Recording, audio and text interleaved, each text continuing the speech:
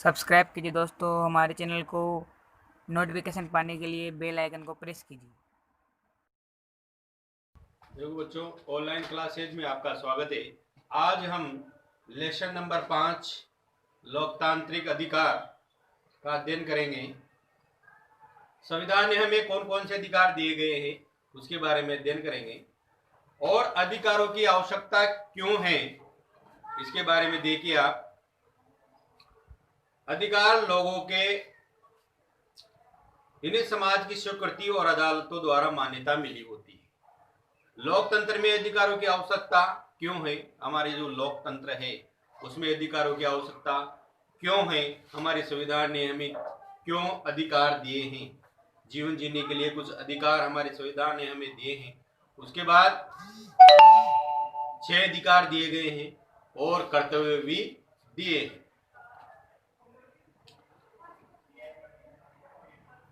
आवश्यकता क्यों है अधिकारों की? देखिए आप, लोकतंत्र की स्थापना के लिए अधिकार होना आवश्यक है।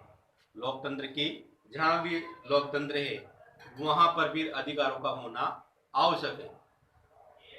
लोकतंत्र में हर नागरिक को वोट देने का और चुनाव लड़कर प्रतिनिधि चुने जाने का अधिकार होना आवश्यक है। पहला क्या है? आवश्यक क्यों है हमें अधिकार? कि लोकतंत्र में हर नागरिक को वोट देने का और चुनाव लड़कर प्रतिनिधि चुने जाने का अधिकार होना आवश्यक है। लोकतांत्रिक चुनाव हो, इसके लिए लोगों को अपने विचार व्यक्त करने की राजनीतिक पार्टियां बनाने की, राजनीतिक गतिविधियों की आजादी होना जरूरी है। लोकतंत्र में अधिकतर दमन में अल्पसंख्यकों की रक्षा करते हैं। अधिकार स्थितियों के बिगड़ने की एक तरह की गारंटी होते हैं। अब देखते हैं हमारे संविधान ने हमें कौन कौन से अधिकार दिए गए हैं। हमारा जो संविधान है उसमें हमें कौन कौन से लोकतांत्रिक अधिकार दिए हैं। पहला है समानता का अधिकार। पहला कौन सा दिया है संविधान ने हमें अधिकार? जीवन जीने के लिए समानता का अधिकार। दूसरा जो अधिकार दिया है हमारे संविधान ने हमें, वो दिया है स्वतंत्रता का अधिकार। तीसरा जो अधिकार दिया है शोषण के विरुद्ध अधिकार। उसके बाद चौथा धार्मिक स्वतंत्रता का अधिकार। उसके बाद पांचवा है सांस्कृतिक और शैक्षणिक अधिकार। उसके बाद जो छठा जो अधिकार है आपका संवैधानिक उपचारों का अधिकार। ये 6 अधिकार हमारे संविधान ने हमें दिए। 6। अगर आप इनको याद रखना चाहते हैं तो पहला से ऐसे स, फिर आधा स, फिर स, उसके बाद द, फिर स आ जाएगा, सा और स। इसमें स का ही पूरा मामला है। अगर आपको अधिकार याद करने हैं तो देखिए, स से समानता का अधिकार, दूसरे पे है स से स्वतंत्रता का अधिकार, फिर तीसरा है शोषण के विरुद्ध अधिकार,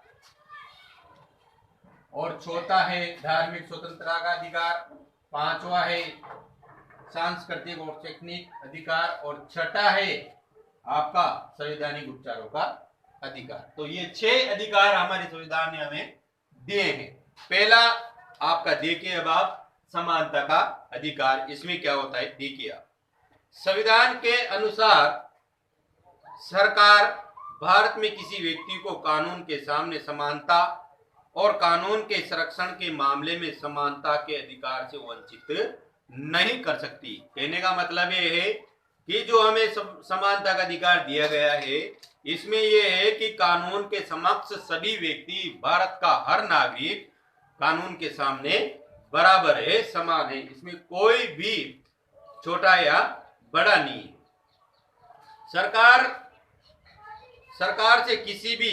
सरकार किसी से भी उसके धर्म, जाति, समुदाय, लिंग और जन्म स्थल के आधार पर भेदभाव नहीं कर सकती है। समानता अधिकार में और भी कहा गया है कि सरकार किसी भी व्यक्ति के साथ ना तो धर्म, जाति, लिंग और जन्म स्थल के आधार पर कोई भी भेदभाव नहीं कर सकती है। सार्वजनिक स्थलों पर प्रवेश, सार्वजनिक संसाधन जैसे सार्वजनिक कुएं, तालाब, स्नान घाट, सड़क, खेल के मैदान, पार्क आदि सार्वजनिक भवनों को के इस्तेमाल में किसी को भी वंचित नहीं किया जा सकता है। सरकार किसी भी पद पर नियुक्त या रोजगार के मामले में सभी नागरिकों के लिए अवसर की समानता है। अगर कहीं रोजगार है, सरकारी रोजगार, तो उसमें भी सब समान है, उसमें भी कोई भेदभाव नहीं होगा। लेकिन सरकार अनुसूचित जाति, अनुसूचित जनजाति और पिछड़ी जातियों के लिए नौकरियों में प्रवेश के लिए आरक्षण की व्यवस्था कर सकती है। संविधान छुआछूत को समाप्त करने पर बल देता है। संविधान किस पर बल देता है? तो छुआछूत की जो है प्रथा है उसको समाप्त करने पर बल देता है। संविधान ने छुआछूत को दंडनीय अपराध घोषित कर दिया है। दूसरा जो अधिकार है आपका वो है स्वतंत्रता का अधिकार। दूसरा अधिकार देखिए आप, क्या क्या स्वतंत्रता है भारत के नागरिक को। 6 स्वतंत्रताएं प्रदान की गई है। पहली है अभिव्यक्ति की स्वतंत्रता। आप अपने आप को पूरी स्वतंत्रता है, आपको कहीं भी आने जाने की, घूमने फिरने की पूरी स्वतंत्रता आपको है। शांतिपूर्ण ढंग से जमा होने की स्वतंत्रता। अगर आप किसी का भी आंदोलन करती हो, किसी का विरोध करते हो, तो आप शांतिपूर्ण ढंग से जमा हो और आप पूरा विरोध कर सकते हैं, उसके लिए आपको पूरी स्वतंत्रता है। संगठन और संघ बनाने की भी आपको स्वतंत्रता है। कौन सा भी संगठन बनाए, कौन सा भी संघ बनाए, इसके लिए भी पूरी स्वतंत्रता है आपको। देश में कहीं भी आने जाने की स्वतंत्रता, पूरी तरह से स्वतंत्रता है। देश के किसी भी भाग में रहने बसने की स्वतंत्रता। कोई भी काम करने, धंधा या पैसा करने की पूरी पूरी स्वतंत्रता है। ये 6 स्वतंत्रताएं अपन को, स्वतंत्रता के अधिकार में अपन को, हर भारतीय नागरिक को हमारे संविधान ने दी है। जीवन का अधिकार, निजी स्वतंत्रता का अधिकार, ये सारी चीजें हमें दी गई है। किसी भी व्यक्ति को उसके जीवन के अधिकार, निजी स्वतंत्रता के से वंचित नहीं किया जा सकता है। कानून द्वारा स्थापित व्यवस्थाओं को छोड़कर इसका अभिप्राय यह है कि कानूनी आधार पर सरकार या पुलिस अधिकारी किसी भी नागरिक को गिरफ्तार नहीं कर सकता है। जहां तक अपराध साबित नहीं हो वहां तक किसी भी नागरिक को आप गिरफ्तार नहीं कर सकते हो। यदि वो ऐसा करते हैं तो उन्हें नियमों का पालन करना होता है। किसी भी व्यक्ति को बिना कारण बताए आप गिरफ्तार नहीं किया जा सकता है, ये अपन को अधिकार है। किसी भी व्यक्ति को बिना कारण बताए गिरफ्तार नहीं किया जा सकता है। दूसरा है, गिरफ्तार किए गए व्यक्ति को 24 घंटे के अंदर अंदर न्यायपालिका के समक्ष प्रस्तुत करना होता है। आप 24 घंटे से ज्यादा उसको किसी भी थाने में नहीं रख सकते हो। 24 घंटे के अंदर अंदर आपको न्यायपालिका में उसको समक्ष प्रस्तुत करना ही होगा। उसके बाद ये कि आप ऐसे किसी भी ऐसे व्यक्ति को वकील से विचार विमर्श करने, अपने बचाव के लिए वकील रखने का पूरा अधिकार होता है और आपके पास वकील का भी पूरा पूरा अधिकार होगा।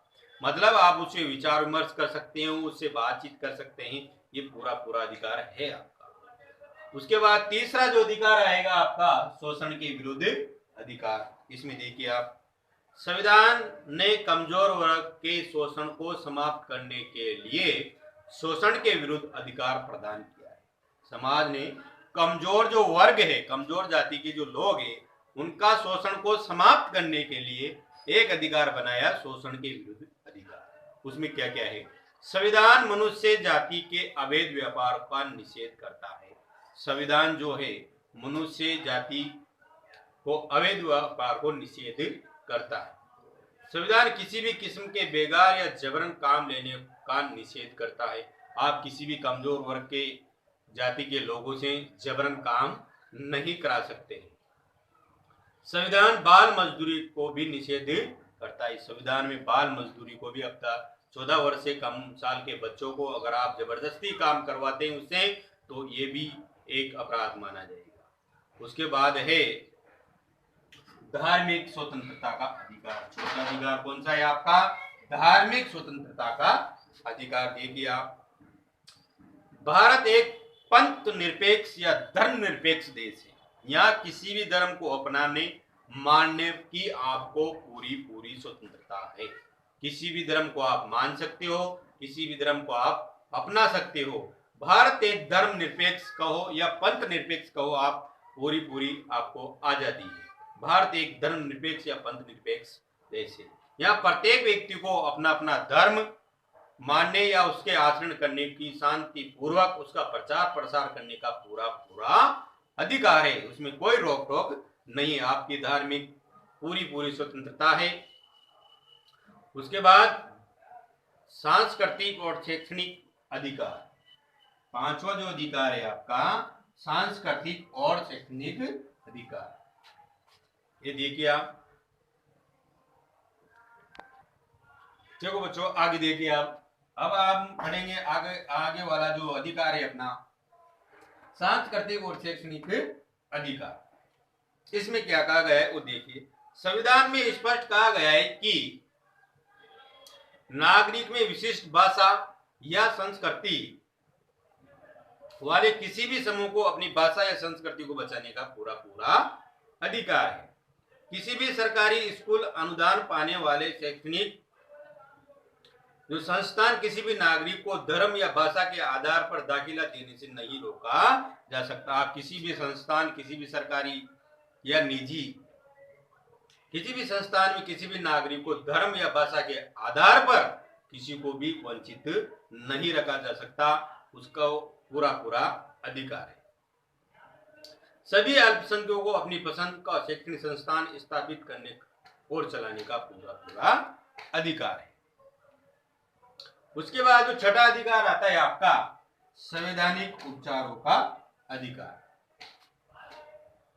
इसमें देखिए आप, संवैधानिक उपचारों के अधिकार के तहत नागरिक को उपयुक्त अधिकारों को लागू करने की मांग का अधिकार है। ये एक मौलिक अधिकार है। अधिकार के अधिकारों को प्रभावी बनाता है। सर्वोच्च न्यायालय या उच्च न्यायालय को मौलिक अधिकारों लागू करने में निर्देश देने या आदेश के रीट जारी करने का अधिकार है। मौलिक अधिकारों का हनन के मामले में कोई भी पीड़ित व्यक्ति न्याय पाने के लिए तुरंत अदालत जा सकता है। जो अपने ऊपर वाले जितने भी अधिकार पढ़े, 5 अधिकार मान लो अपन ने अध्ययन किया, इन 5 अधिकारों में से अगर अपने किसी भी अधिकार का हनन हो रहा है या कोई अपने को परेशान कर रहा है जबरन, तो अपने इस अधिकार के तहत संवैधानिक उपचारों का अधिकार जो दिया है, इसके तहत हम किसी भी न्यायालय में जा सकते हैं, किसी भी अदालत में अपन जा सकते हैं। आगे देखिए आप, पर अगर मामला सामाजिक या सार्वजनिक हित का हो तो ऐसे मामले को मौलिक अधिकारों का उल्लंघन को लेकर कोई भी व्यक्ति अदालत में जा सकता है। ऐसे मामलों को जनहित याचिका के माध्यम से उठाया जा सकता है। जनहित याचिका के माध्यम से उठाया जा सकता है। अधिकारों का बढ़ता दायरा। देखो अधिकारों का अपना जो दायरा है वो बढ़ता जा रहा है। समय समय पर न्यायालयों में ऐसे फैसले दिए गए जिनके अधिकारों का दायरा बढ़ा है। यथा जैसे प्रेस की स्वतंत्रता का अधिकार। प्रेस को जितने भी सोशल मीडिया है उसको पूरी पूरी स्वतंत्रता है। सूचना का अधिकार, शिक्षा का अधिकार जैसे मौलिक अधिकारों का विस्तार बहुत ज्यादा किया गया है। उसके बाद सर्वोच्च न्यायालय ने जीवन के अधिकारों को नया विस्तार देते हुए उसमें भोजन के अधिकारों को भी शामिल कर लिया गया है। संविधान ने अनेक दूसरे अधिकार भी देता है जो मौलिक अधिकारों में नहीं है, जैसे संपत्ति रखने का अधिकार, ये अधिकार भी देता है। चुनाव में वोट देने का अधिकार। उसके बाद मानव अधिकारों का विस्तार। कई अंतर्राष्ट्रीय संधियों को प्रतिज्ञा पत्रों को भी अधिकारों के दायरे में बढ़ाने की सहायता की है। तो जो आज अपन ने 6 अधिकार पढ़े हैं, संविधान ने जो अपन को कितने अधिकार दिए? 6। पहला है समानता का अधिकार, दूसरा है स्वतंत्रता का अधिकार, शोषण के विरुद्ध अधिकार, धार्मिक स्वतंत्रता का अधिकार, सांस्कृतिक और शैक्षणिक अधिकार और धार्मिक संवैधानिक उपचारों का अधिकार। ये जो अपन को 6 अधिकार दिए गए हैं, ये जीवन जीने के लिए अपन को संविधान ने अधिकार दिए हैं। तो आप इसका लेसन नंबर 5 का घर पर अध्ययन करें और इसके क्वेश्चन आंसर करें। धन्यवाद।